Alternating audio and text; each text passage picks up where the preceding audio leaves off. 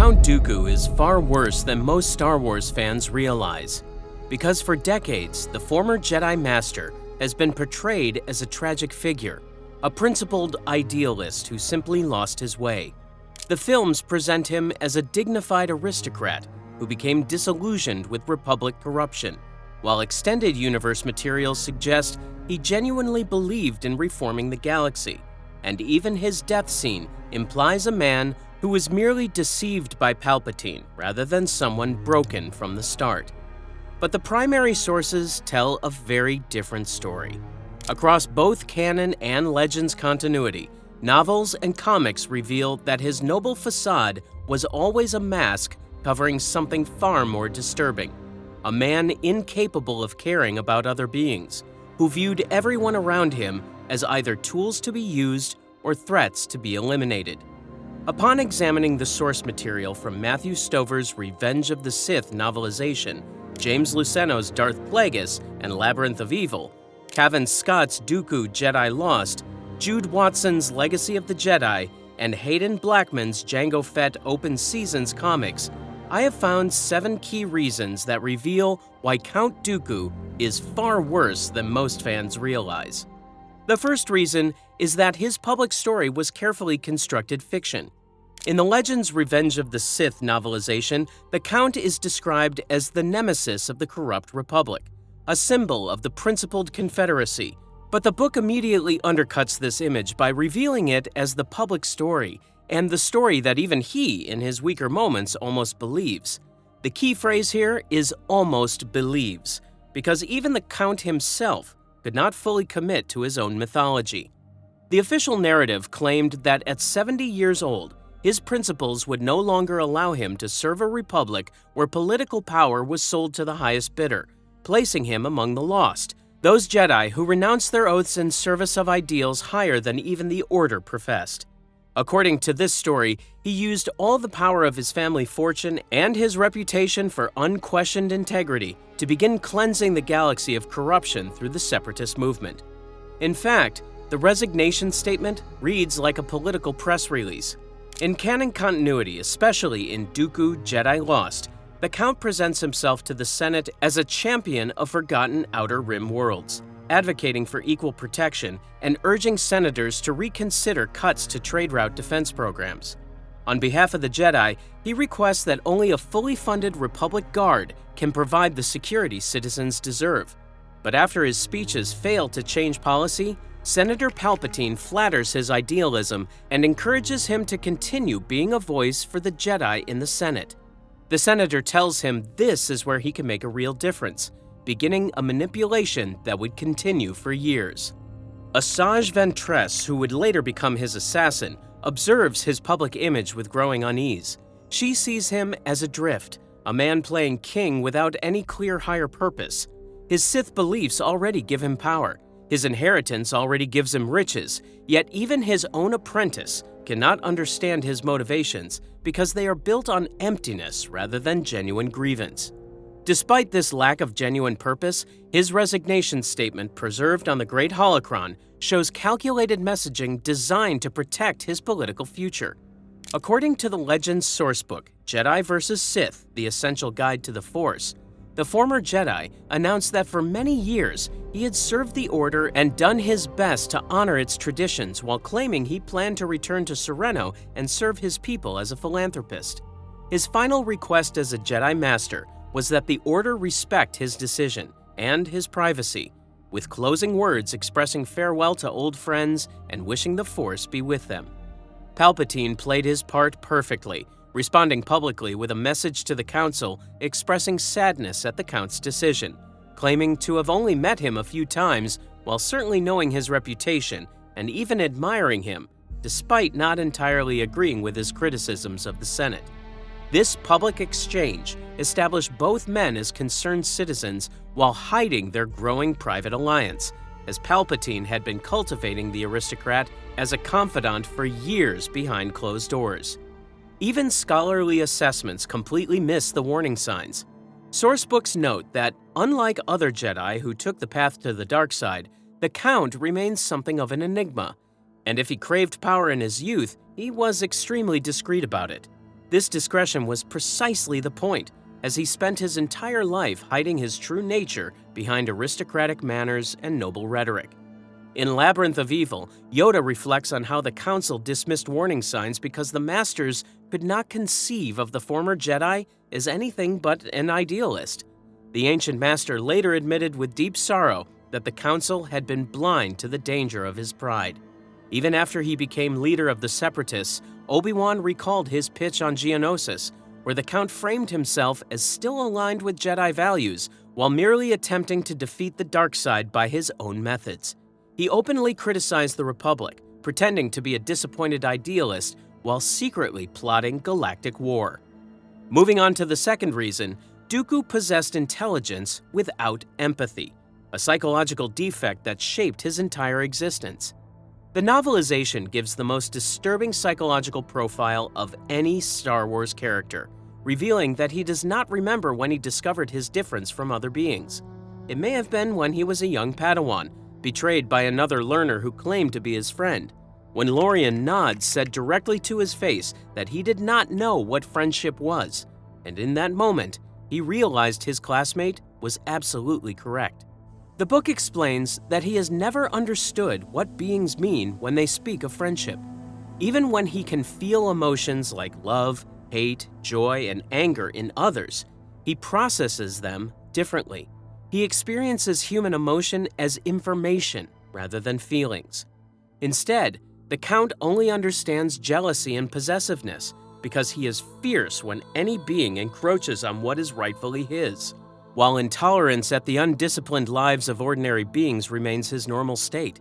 Spite is a recreation for him, as he takes considerable pleasure from the suffering of his enemies, while pride registers as a virtue in an aristocrat and indignation as his inalienable right. Moral outrage makes perfect sense to him when the affairs of ordinary beings refuse to conform to how society ought to be structured. Then, the novelization reveals how he categorizes every living being. He is entirely incapable of caring what any creature might feel for him, caring only what the creature might do for him or to him. A single sentence that explains everything about his relationships throughout life. His apprentices, his allies, his family members, none of them mattered as people because they were functions to be performed rather than individuals with inner lives worth considering. The narrative explains that very possibly he is what he is because other beings just are not very interesting to him, or even, in a sense, entirely real in the way he experiences existence. This is not merely selfishness or arrogance, but an inability to perceive others as having inner lives that matter, meaning everyone exists only in relation to his interests. For the former Jedi, other beings are abstractions that he sorts into two categories: assets and threats. Assets are beings who can serve his interests, while threats include everyone else. There is no third category, no room for friends, loved ones, or neutral parties, because everyone is either useful or dangerous. This explains his treatment of the Separatist leaders, as sources reveal that being considered a threat by Count Dooku is a death sentence. He plans to eliminate his current allies, including the heads of the Trade Federation, Intergalactic Banking Clan, Techno Union, and Corporate Alliance. These organizations funded his war and believed themselves his partners, but to the Sith Lord, they were always temporary assets whose usefulness would expire once the war ended, because treachery, he understood, was the way of the Sith. The pattern started in childhood. The Lorian Nod incident from Legacy of the Jedi reveals how early this emerged. When his best friend Lorian stole a forbidden Sith holocron and begged him to lie to cover for him, young Dooku refused and told the Council the truth. The narrative describes how he imagined reporting Lorian with great satisfaction, picturing his friend's punishment and possible expulsion from the Order. When the fact of his friend's betrayal shocked him deeply, his response was cold calculation rather than grief. The incident changed him forever, as the novel reveals that he would never believe in friendship again, and if his heart was now empty of love, so be it. Most disturbing is what happened years later, when Lorian asks whether he encouraged his fears rather than reassuring him, because looking back, Lorien finds that strange, since he would not have done that to the Count, making the implication clear. Even as a child, the aristocrat manipulated his closest friend toward disaster. When Lorien confronted him one last time before they parted, the young Jedi didn't respond. He simply thought to himself, why bother? He had the career. Lorien had nothing. Sources also reveal his preference for analysis over emotion. As when asked about how he felt about something, the young Jedi responds that he did not ask about feelings, but about thoughts, dismissing the Order's insistence on feelings as all well and good while making clear his preference for analysis. Even as a young man, he viewed emotional engagement as beneath him. In canon, this emotional void extended to his own family. In the audio drama, the Count orders his apprentice, Asajj Ventress, to kill his own sister, Jenza. When Jenza realizes what is happening, she tells him he is not her brother, but he insists he is, which is why he must release her. After Ventress eliminates Jenza, he shows approval before ordering her to leave no evidence. His capacity for callous violence extended even to his own blood. During Sereno's invasion, he dueled and killed his own brother, Count Rommel, seizing the title for himself without remorse. Even as a Jedi, he would eliminate family members to serve his ends. Throughout the audio drama, Ventress observes the Sith Lord with growing horror, describing him as examining her not with interest, but with idle curiosity, the way a scientist examines a rodent to see if it has mastered a new trick. He manipulates Ventress throughout their relationship by telling her the past does not define her, the future does not define her, because he defines her, making clear this is not teaching, but control. His relationship to pain is equally disturbing, as he explains that pain is only an illusion that can be controlled, with the pain still present but denied its power over him, which is not wisdom, but denial. His contempt extends to everyone he encounters, as he remarks about his brother, Rommel, before his death, that power is wasted on the powerful, while describing his closest friend Sifo-Dyas as too weak to take action, revealing that even fellow Jedi Masters fail to meet his standards. For the third reason, comparing Dooku to Qui-Gon Jinn reveals what the Count could never understand. Qui-Gon Jinn shared many of the former Master's criticisms of the Jedi Order, as the canon novel Master and Apprentice establishes that both men possess self-reliance, skepticism, and reluctance to take the Council's word as sacred. The Count even helped Qui-Gon see that he had choices within the Order, but their philosophies could not have been more different, despite these surface similarities. Qui-Gon's relationship to the Force was about surrender. The novel explains that the danger came in thinking that knowing the future gave control over it. When Qui-Gon finally understood, it was the exact opposite. Knowing the future meant surrendering to fate, surrendering to the flow of life, because only through that surrender could the Force truly be known. In contrast, his master's relationship to the Force was about control. His fascination with prophecy was not spiritual humility, but a desire for power through knowledge. Legends sources reveal that Qui-Gon must have found it difficult serving under a methodical master, a methodical planner, and master duelist. Qui-Gon had no patience for advanced planning and took situations as they came, throwing back his shoulders and striding boldly into the center of things while relying as much on his instincts as his lightsaber. The Count chose Qui-Gon as a tool, not an apprentice. Sources reveal that he chose the young Padawan strategically, maneuvering to get him the first time he saw Qui-Gon in lightsaber training. The former Jedi knew that a master would be judged by the prowess of his Padawan, and he wanted the best of the best. His goal was never to nurture Qui-Gon, but to use him as another step toward his ultimate ambition, to surpass Yoda as the greatest Jedi ever. Their different visions for the Jedi reveal this contrast. Qui-Gon wanted the Jedi to be more compassionate and connected to the living Force. He felt the Council had allowed the Order to become a sort of Chancellor's police, rather than focusing on knowing the Force. He considered it short-sighted to lose touch with the living Force by spending so much time enforcing laws that could be left to civilian authorities, and he thought it immoral to refuse to act against evils such as slavery.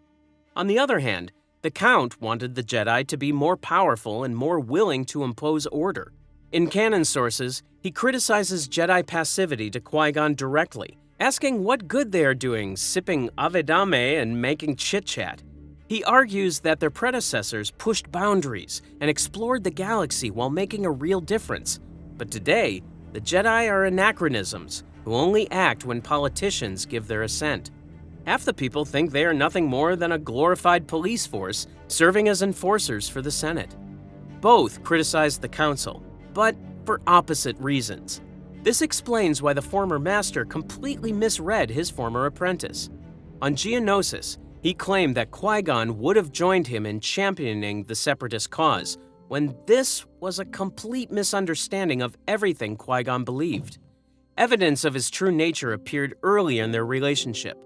The attack on Shendamal proves the Count was always capable of cruelty.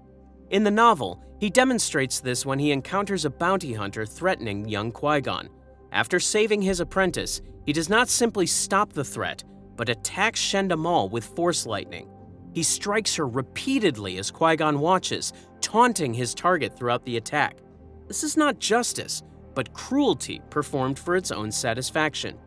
Qui-Gon must intervene to stop his own master.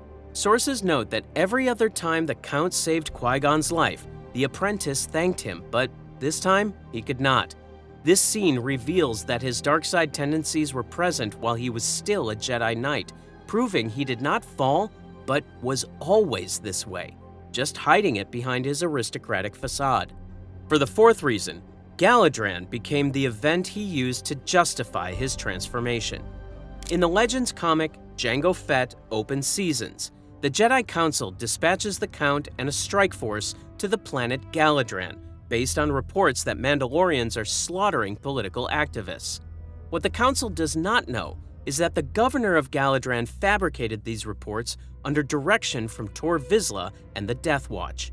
When the governor protests there is no evidence, Vizsla tells him not to worry because they will create some. The former Jedi arrives and announces himself formally to the Mandalorians. He tells them they stand accused and offers terms: surrender and receive fair treatment, or fight and face swift justice. The Mandalorians refuse, and battle erupts. More than half the Jedi are killed alongside all Mandalorians except one, with that survivor being Jango Fett, who kills multiple Jedi with his bare hands. The comic shows the Count standing silently among the dead afterward. Another surviving Jedi asks what they have done, but he does not answer, showing no sign of doubt or regret. Then, the surviving Jedi handed Jango over to captivity.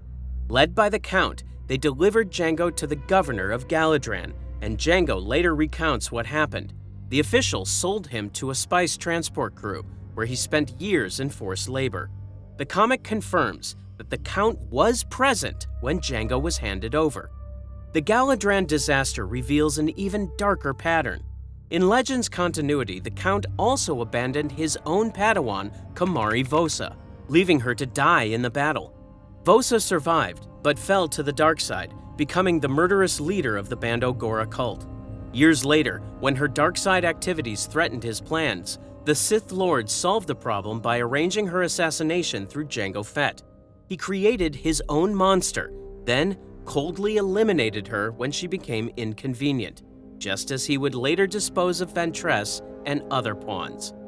10 years later, reporting to Sidious as Darth Tyrannus, he reflects on Galidraan by calling it a misguided mission from the start. He recites the casualty figures without visible grief, while reporting Jango's captivity as fact rather than tragedy. He uses passive construction, explaining the Jedi were forced to hand him over. When Jango confronts him directly, Tyrannus admits it was a disaster for all of them, while acknowledging he was misguided. He calls it the last of his foolish errands for the Senate and the Jedi. Jango's response cuts through the rhetoric. He notes that this does not sound like an apology, and he is absolutely right, because the Count never actually apologizes. He barely acknowledges what happened at Galidraan, and when he does mention it, the words serve tactical purposes in negotiation rather than confession. When recruiting Jango for the clone army, he admits the clones will be instrumental in the destruction of the Jedi. Jango responds that this is what he is counting on. Both men are united by their hatred of the order that wronged them, and neither acknowledges the moral weight of what they are creating. The Sith had been planning his fall for decades. The Legends novel Darth Plagueis reveals that Galidraan was not an accident. Plagueis exposes that what occurred on Galidraan had been clear evidence of the dark side acting in concert with Sith plans.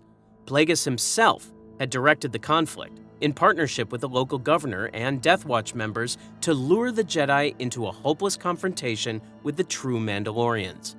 Most importantly, the conflict had a devastating effect on the Jedi Master by deepening his split with the High Council regarding its decisions to deploy the Jedi as warriors. 20 years earlier, Plagueis had seen the stirrings of the dark side in him and had attempted to bring those latent powers to the surface whenever possible. At Galidraan, at Yinchor and Malastare, and most recently through Sidious's efforts at Azmardu and Eriadu, the Sith had been manipulating the Count toward darkness for decades. According to Legends sources, he protested to the Council after another deadly mission. He urged them to consider their responsibility to the Jedi as well as to the Republic, while expressing concern that they allowed themselves to serve without question. He argued that yes, the Bando Gora were criminals, but was it not criminal to waste the lives of Jedi on missions that were obviously doomed from the start? The sourcebook notes the irony. As sincere as the protest may sound, it may be nothing more than a testament to his legendary charisma. 12 years after Galidraan, he recruited Jango Fett as the template for the clone army that virtually eliminated the Jedi Order. The lesson he took from Galidraan was not that violence is wrong. He learned that the Jedi Council sends its people to die based on lies, that the Order can be manipulated by corrupt officials, and that the Republic system weaponizes the Jedi against the wrong targets. His solution was not pacifism or reform, but finding better masters and better soldiers. In canon sources, he declares that the Jedi must take control because the Senate has been corrupted. His vision shows Jedi storming the Senate and killing Palpatine in a twisted version of what he believes is necessary. His disillusionment reached its peak in the killing of his best friend. His frustration with institutional failure builds throughout canon sources as he watches the Senate refuse to help Sereno, insisting that because his brother failed to pay levies, the planet is on its own. When the Council refuses to intervene, they tell him he must respect their wishes and the wishes of the Senate. This pattern of watching institutions fail to protect the vulnerable fuels his belief that only force and control can bring order. The pattern reaches its end in Labyrinth of Evil, when Sidious orders him to kill Sifo Dyas as a test of commitment. One of his former confidants at the Jedi Temple has perceived the coming change, Sidious tells him, but Master Sifo Dyas cannot stand it. The Count obeys without hesitation. With the killing of Sifo Dyas, he embraces the dark side fully. The friend who had told him he was more Jedi than anyone else becomes his final sacrifice to the Sith. For the fifth reason, his ideology was explicitly fascist. The novelization provides the clearest statement of his political vision. The narrative describes that he envisioned a government clean, pure, and direct, with none of the messy scramble for the favor of ignorant rabble and subhuman creatures that made up the Republic he despised. The government he would serve would be authority personified, specifically human authority. The book continues with explicit human supremacism. It was no accident that the primary powers of the Confederacy were Neimoidian, Skakoan, Quarren and Aqualish, Muin and Gossam, Seamirthian, Kurivar, and Geonosian. At war's end, the aliens would be crushed and stripped of all they possessed. Their systems and wealth would be given into the hands of the only beings who could be trusted with them: human beings. The Count would serve an empire of man. His vision for the Jedi was equally authoritarian. He would destroy the Order to create it anew, not shackled by the corrupt, narcissistic, shabby little beings who called themselves politicians. Instead, they would be free to bring true authority and true peace to a galaxy that badly needed both. An order that would not negotiate or mediate, but simply act, imposing his vision of proper society on a galaxy he viewed with aristocratic contempt. The Sith Lord believed one powerful man could solve everything. Legend sources document his authoritarian impulses throughout. He tells Palpatine that one man should be able to make a difference if he is powerful enough, while suggesting perhaps disbanding the Senate entirely for a period of time. He believes the Jedi could fulfill ancient prophecies on their own if they were willing to unleash the full powers of the Force. Sources provide his Sith ideology directly. To know the dark side, one had to be willing to rise above all morality, to throw love and compassion aside, and to do whatever is necessary to bring about the vision of a world brought under control, even if that meant taking lives. His contempt for democracy appears throughout the sources. In the novelization, the narrative explains that a man of such heritage and principle could never stoop to be lord of a garbage heap, chief of a horde of scavengers squabbling over scraps. The Republic, to him, was nothing more than this. His criticism of the Jedi was never that they were too authoritarian, but that they were not authoritarian enough to impose proper order.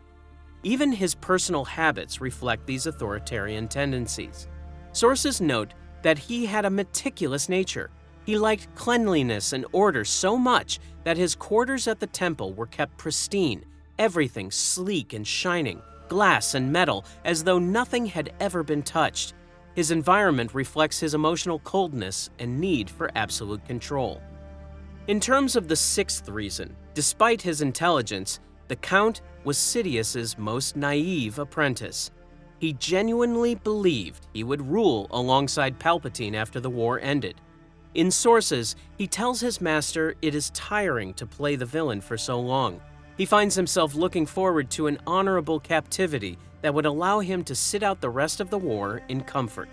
He planned to give up his former allegiances and bind himself to the new government with his reputation for integrity and idealism fully intact. Sources revealed the depth of his delusion. He considered this their star of destiny for many years while planning to serve the new empire as only he could, as he was born to. He had no doubt that Skywalker would fall because his master never lost. He was the very definition of unbeatable. The aristocrat allowed himself to relax enough to imagine the outcome. When he contemplated the grand finale of Sidious's decades of work, his eyes even misted with emotion as he thanked the Chancellor for the opportunity. He admitted finding himself somewhat overcome. Sidious had always viewed him as temporary. The Sith Lord never understood Sith dynamics because when Sidious orders Anakin to kill him, he is stunned. Sources capture his confusion about whose side Palpatine was on. Even at the very end, he hopes that Palpatine has not betrayed him, that everything has been proceeding according to plan.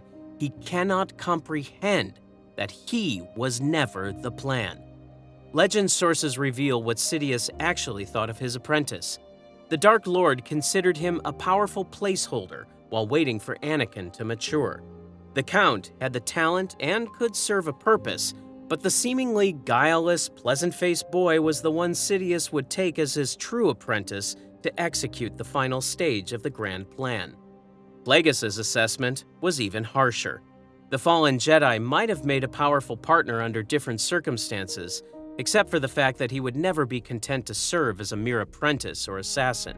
He would demand to become a true Sith, and that would lead to trouble.